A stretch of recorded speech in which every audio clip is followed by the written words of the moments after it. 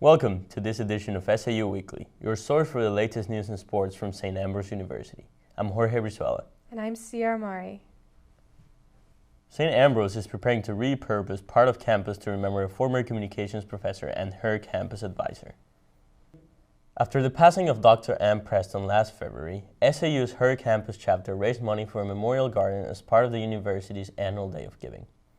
They received $1,600 in donations to plant the garden in honor of her years of commitment to SAU. The garden will be located between Davis and McMullen halls for students, faculty, and more to remember her.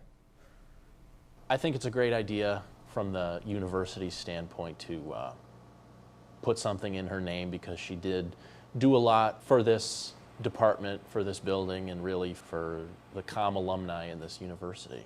I think it's really fitting. Anne loved things that were vibrant and growing, and she really loved things of beauty. And she was a beautiful person, inside and out, just a wonderful person, a great friend. And I think that a garden is a great tribute to Anne. The dedication of the garden will be held on October 6th at 5:30 p.m. outside McMullen Hall. The Morrissey Gallery is highlighting the artwork of a graduate and former instructor. Angela Wilson met with members of the St. Ambrose community on Wednesday afternoon to discuss her work, with the university playing a large role in her becoming the artist she is today. She says having her work displayed was an emotional experience. It's a tremendous honor to be invited back. I was deeply touched by the invitation. I feel that the environment of St. Ambrose was very supportive for its size and the quality and the support I received from the faculty. My work is in a way autobiographical, but the stories are told through motifs that have symbolism for me, sort of representing my childhood. I hope they feel a connection to the work. Wilson's work will be on display in the Morrissey Gallery until October 6th. Impact Live hosted a blood drive on Wednesday at the Rogalski Center Ballroom. St. Ambrose University students and staff were all welcome to donate and help members of their community. Donor Services Supervisor Marcus Rubli warns of a blood shortage in our area and encourages others to go donate if they can. It's just really nice to know that people out there donate their blood and donate their time to help our cause, and it's actually like a really great thing to do. And I wish more people would do it, and because we always have shortages. If you want to donate, you can schedule an appointment at your closest location anytime on their website, bloodcenter.org. Coming up next in sports, the women's volleyball team is riding a 3-game winning streak. We check in with the Bees as they enter the heart of their conference schedule. Plus, we talk to SAU Dance team as they prepare to defend their national championship. Lily Reed will have these stories and more up next as she takes you inside SAU Athletics. Stay tuned.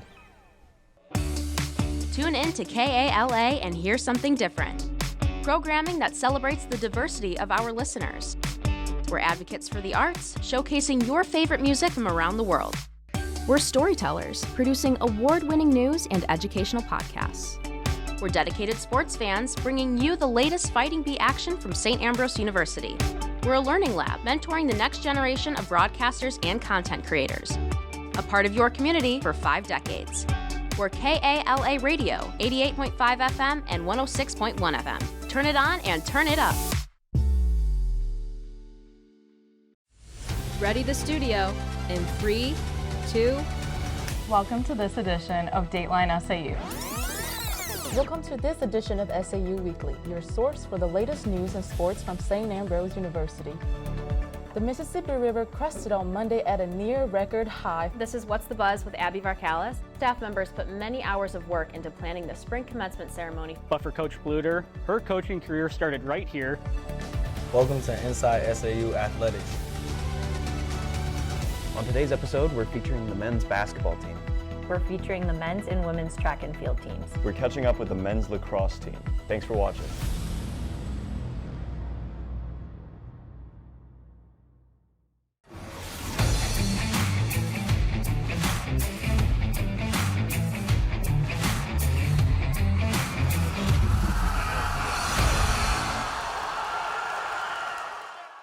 SAU's dance team has a lot to celebrate after their victory last season, having won the NAIA National Championship.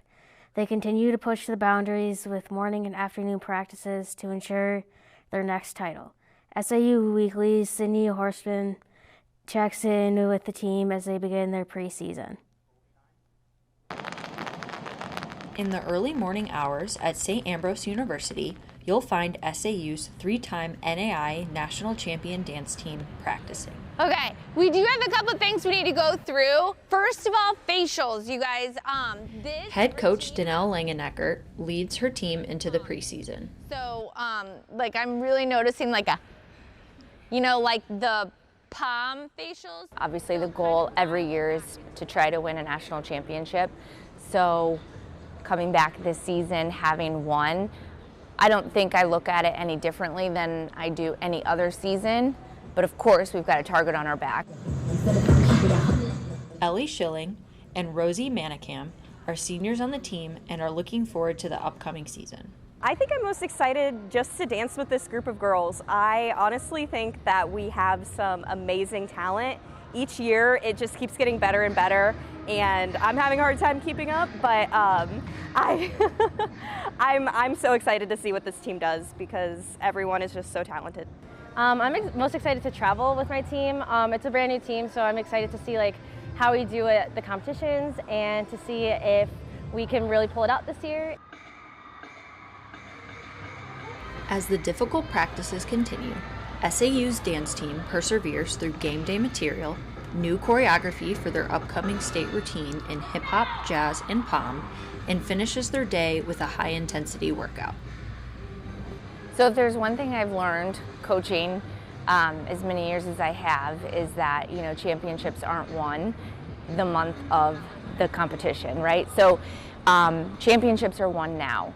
So we are setting goals for each practice, and we have, might not be for each practice, but by a certain date we want certain things to be happening. And so all that's going on right now. The dance team will continue morning and afternoon practices until March of 2024. They will compete for a chance at a 4th national title. For SAU Weekly, I'm Sydney Horseman. The women's volleyball team has faced a few challenges this season with injuries, but despite that, the team is still improving.